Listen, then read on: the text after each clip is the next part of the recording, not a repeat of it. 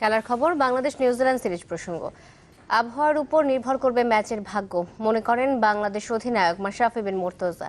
আর New Zealand coach mic hasten উপভোগ করতে চান বক্সিং ডে ম্যাচটাকে। 3 ম্যাচ ওয়ানডে সিরিজের প্রথমটিতে কাল মুখোমুখি হবে এই দুদল। ম্যাচটি শুরু হবে ভোর 4টায়। আজও ক্রাইস্ট চার্চে অনুশীলন করেছে টাইগাররা।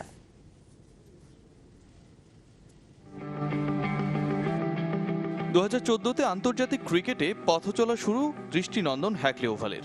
নিউজিল্যান্ড বাংলাদেশ সিরিজ শুরুর আগে 8 ওয়ানডের সাক্ষী সবুজ বেষ্টিত স্টেডিয়াম। রান যেমন ওঠে ঠিক তেমনি হ্যাকলি ওভালের 22 গজে আগুন ঝরান পেসাররা। সবশেষ 4 ম্যাচে বোল্ট সাউদিদের 33 উইকেট শিকার, যার বড় প্রমাণ।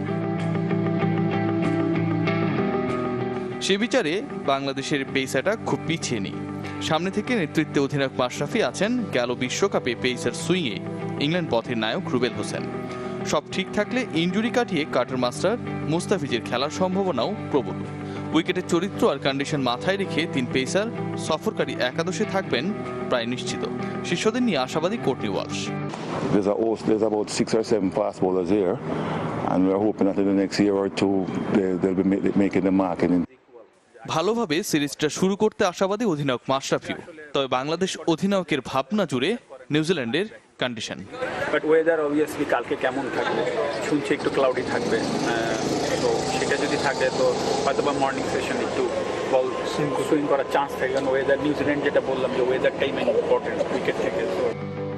এদিকে সাকিবের স্পিনিং পার্টনার হিসেবে দেখা যেতে পারে মেহেদী Hasan মিরাজকে।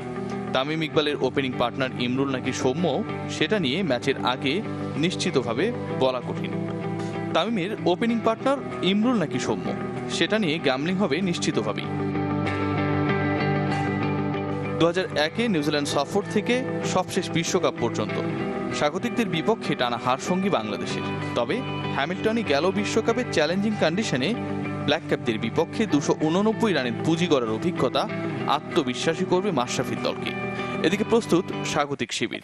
Head coach mic hasten জানিয়েছেন বড় ভূমিকা থাকবে পেসারদের, তবে জিততে হলে খেলতে হবে team game. Trent won't play the third ODI or the start of the T20s, and Tim won't be involved in the T20s at all, just to prepare them for the Test series.